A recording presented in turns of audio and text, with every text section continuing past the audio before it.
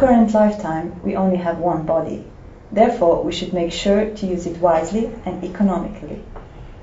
The Aleksandrova technique is a technique that gives us answers on how to use our body intelligently in our daily lifetime. Our today's guest is Joe Barlow, one of the teachers of the Aleksandrova technique. Joe, welcome to our show. Hello. The Aleksandrova technique is not very well known in Slovenia. Could you describe it to us briefly? Well, I was rather impressed with what you said, that we have one body. And yes, that's right. We all have a skeletal structure that's pretty much the same. And we all have muscles that move that skeletal structure. But we all, quite unconsciously, choose to move our bodies differently. It makes you recognizable. It gives you a pattern of movement that your friends will see you by. And so with the Aleksandrova technique, it's like an invitation to come and look much more carefully about how you've chosen to habitually move your body. And many of those movements that you make are done totally unconsciously. And many of them are not done as well as they might be done. So if, for example, you are a taxi driver and you are spending many hours in every day sitting in your taxi, and the way in which you're sitting and the way in which you're holding your steering wheel and the way in which you're glancing up at your mirror, if all of these movements have been done in a restricted sort of way, then it's possible that at some stage you're going to start getting damage in your body. So the Aleksandrova technique looks at any walk of life. It doesn't matter what it is. It's not specialized for any particular person. And it's an invitation to find out, what are you doing with yourself? How are you using your body? And to learn to use it better. Well, yes. I'd rephrase that and say it's an invitation to let go of the misuse. Because by implication, when we say learn to do, we're always thinking of doing something other than what we are doing. It's like putting something on top of what's already there. And actually, with the Aleksandrova technique, we're trying to take away what's there, that's in the way, and let the body just do it on its own. So what would you say that are the key benefits of the Aleksandrova technique? I would say the key benefits are a lot less stress in the body physically, and potentially far less damage to yourself as you grow older. And a consciousness that you've got a lot more control about what you're doing with yourself and how you are at any given moment in time. And how would you say that this technique differs from other similar techniques that deal with our bodies with relieving tension and stress? Okay. Well, if you went for yoga, for example, you would be encouraged to do exercises, yogic exercises. And I know that they will speak to people about relaxing and ask them to relax and ask them to let go. But we know that you can only let go a small percentage of your tensions. It takes rather more depth of work to let go of the deeper patterns of holding. So you would then be doing your exercise, whether it's a sports exercise, a dance exercise, or a specific exercise, whatever it might be. You're doing that with the inbuilt tension patterns there. So with Aleksandrova, you're looking for the tension patterns. You're going to find how to let go of that. And if you know that, you can apply it when you're dancing, when you're acting, when you're doing your yoga, when you're doing your Pilates, whatever it is. So it's almost like a tool for everything. You can use it whilst you're doing other things, where you wouldn't normally use your yoga while you're chopping an onion, I think, maybe. Would you say, in your opinion and in your experience, that the people take the time to listen to their bodies? No. And that's not a criticism, it's just the way modern life runs. But I think a lot of people, thousands, hundreds, millions of people, are aware that their bodies are needing things because that's why they go to exercise, to do yoga, to do Pilates, to do aromatherapy, to have massage. I think that's why people are searching these things out, because they're aware something's going on that needs a balance to what is often a very stressful lifestyle. What would you say that are the most important consequences of a modern lifestyle to our bodies, to our posture? Now, by important consequences, you mean things that perhaps will go wrong? Yes. Yeah. I think that we are a society that, for example, uses computers an awful lot. And I think that when I watch people using computers and the way in which they kind of sink and fall forwards, I think that we could end up with a lot of neck-related, eye-related problems, never mind back-related problems. Too much sitting, not enough releasing. So would you say that a lot of the problems that we consider natural aging problems, such as what you just suggested or other similar ones, are actually the consequence of a constant misuse of our bodies that goes on for years? Some of it, yes. Some of it. But also along with that, I think there are genetic influences. There are other influences. It's no good saying that Alexander technique or indeed anything is a panacea. It's not a fix-all. It won't make everything right. But I do think it's a good technique. I do think it helps and can help to alleviate problems like hip joint replacement and that kind of thing. I do think it would help. So also, you can also apply it with old injuries, long-term injuries. Yes, you can. But again, I think it's very important when people come for Alexander lessons that they don't come thinking that they're going to be fixed, that we're going to make it right. Within reason, we're looking to release and let go of the patterns that may, for example, have come from an injury. Supposing a tennis player has had an injury and damaged something in their back. If that damage has been a nerve damage and the back has collapsed on one side, you can't change that completely. You can't get the nerve back. You can't turn back time. But you may well be able to help the person from collapsing further into that pattern that would be twisted, that would cause further problems. So how does one try to attempt to release the stress or the psychological patterns that build up in our bodies? For example, as you said, from an injury or just from sitting improperly?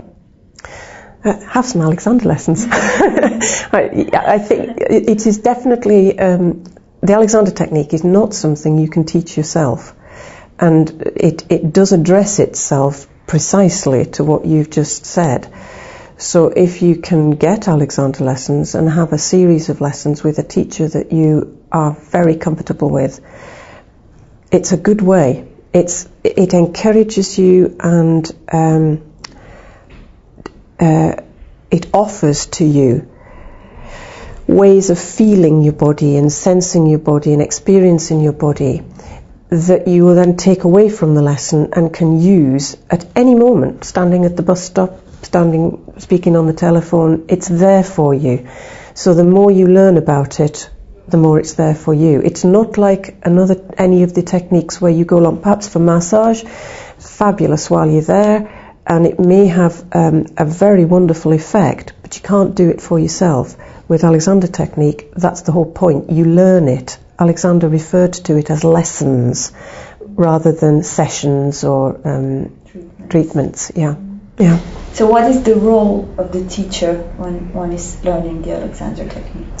As a guide. Yes. We work with our hands on. we touch all the time. And it's quite a long training to develop the sensitivity in your hands to feel what's happening with the skeletal structure. And so it's for our business to feel what happens and to try to ease and guide the body into a more desirable setup, which often feels completely wrong to the person that you're working on, because you've changed the habits, you've changed what they thought was right and normal, and suddenly it feels very wrong and abnormal. And so our job is to keep guiding them, to keep helping their bodies come back into an alignment with themselves. And it's not our job to interfere with manipulation. We don't manipulate, we don't try and force anything to go anywhere. But is it an ongoing process, long term, or can one learn it quickly and then apply it to his or her lifestyle? Well, you're trying to break habit patterns. So if you had one lesson and you're 29 and you've got 29 years worth of funny habit, you're not going to break it in one lesson. So what's recommended is somewhere between 20 and 30 lessons, as close together as possible. So it's like better if you could have it every day. So every day your body is experiencing this new possibility, and it will pick it up quite quickly. And again, it's a little bit up to the person who's going for the lessons. If they ignore it the minute they go out of the door and don't work with it, well, they won't get very much from it. But if they take it on, then 20 to 30 lessons as closely as possible should have given a fairly good idea of what's going on. And usually then what happens is people will come back and have a lesson now and again. They come up for top-ups, and the body knows, you put your hands on their bodies again and it's like, oh yes, and it suddenly shoots itself back, and you know that the body has understood, oh yeah, that's better. So, firstly, you work mainly on your body when applying the method, but later on you also apply it to the real cause of the stress that's built up in the body.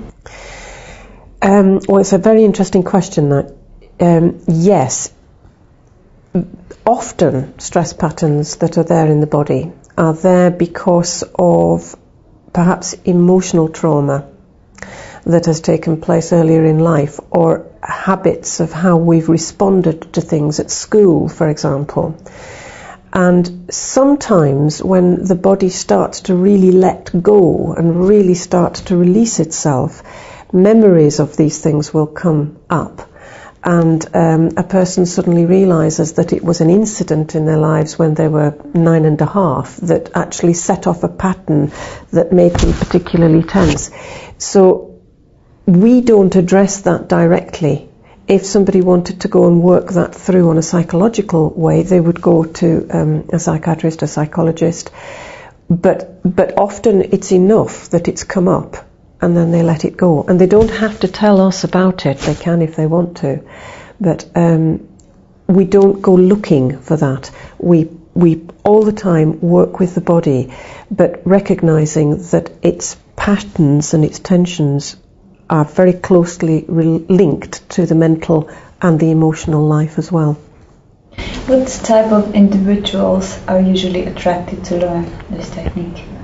Ones that have got hurt. It doesn't matter what walk of life they come from, but they usually are suffering from, the most common is that some kind of tension problems around their necks, or pain in their shoulders, or sometimes people who just know that they have become very tight and stressed, but they're not a particular group. But Aleksandr techniques become associated very closely with actors, dancers, musicians, partly because these are people who do some really very strange things with their bodies, for long periods of time. That's how I got involved in it. I'm a musician, firstly, and I damaged my neck playing the flute. And so those are the groups that are most closely associated, but it can be for anybody. Could you maybe show us a short exercise or advice or something that our viewers could try out at home? Yes. One of the things that I notice that comes up most in a first lesson is that a pupil will come in and they sit on a hard back chair. I always work on a hard chair, and 9 times out of 10 the chair actually will be too low, because many people are quite tall. Some people are not tall, I know that. But if the people are not tall, then the chair is too high. And actually getting your chair, whether you're sitting at the table to eat, or whether you're sitting on the bus, or whether you're sitting at the computer, getting your chair height relative to your legs is very important. And one way to find it is to become conscious of your sitting bones, which are the bones at the very bottom of your pelvis. And I won't stand up and demonstrate exactly where they are, but you'll find them if you sit on your hands on a hard chair. In fact, it's quite uncomfortable. And if you roll your body down and roll your body back up again with your bones in your hands, you'll feel exactly how the bone rolls in the palm of your hand, and it's quite sore on the chair. When you're rolled probably higher than you think you want to be, almost arch, then pull the hands out, and you'll find suddenly that you are actually sitting quite upright, and the weight is going down through these sitting bones. Couple that with sitting much closer to the edge of the chair, so that there isn't weight being pressed up in through the thigh. And you might find that you can sit upright for a lot longer than you thought, because you are being supported through the chair. And that's just one very easy thing, and I've not yet worked with anybody who hasn't felt the difference once I've got them at the height. And they've sat and I've chatted to them and I've said, and you've been sitting up for 20 minutes now. Oh yes, and it's just simply because they can sit there and they've got something to take the weight. What about the legs? I mean, if we don't have the chair where we can adjust the height of the chair, then is it okay if we just cross them, fold them under, or does it have effect on the posture? Well, this also is quite a good question. Life goes on. Everything in life is not set up perfectly for you or for me or for the next person, and so you have to do the best you can. And if the only thing you can do is tuck your feet under or sit sideways or collapse, then be as you have to be. But with the technique, we encourage people at different times to spend some time undoing all the twists and the sags and so on that take place in the body in an everyday situation. But from a practical point of view, if you can push a chair back in a restaurant, if there's enough space, and sit nearer the edge of it, that might help. If you happen to take a jacket with you and you're not wearing it, fold it up, sit on it. If you're in an aeroplane, which I will be later, I've got my jacket deliberately in my hand luggage so I can put it behind my back, because their seats make you sit like this, which is seriously not good. So, you learn little tricks. If you're a musician and you're going to play in an orchestra, take with you a couple of swimming floats, preferably in a black bag or something, and not bright orange or yellow, because they would show up, and sit on them. They don't weigh anything and nobody will know they're there. They just look like music in a black bag. So you can find ways, once you've gone and had lessons and someone's perhaps helped you to feel how different it needs to be, then you find ways to get around it. Can there then be a position that would be okay for one to sit maybe 8 hours a day? No. The body's not meant to do that. No. It needs to move, and that's a sort of funny thing about Aleksandrova technique, that a lot of people associate it with being rather stiff. it's nothing to do with stiff. It's all to do with freedom of movement. And the body does not like sitting for 8 hours a day. It needs to move. Even in a concert, you know, it's quite good to have a sort of wriggle around and a move about, you know, just so you're not sitting still the whole time. You're not wanting to look like somebody has pinned you on a wall. Thank you very much for this talk. You're welcome. A man is a creature of habits, but a wise man should always reflect upon those habits and eliminate or change the ones that are not beneficial for his body, mind, or soul. Thank you for watching us, and goodbye.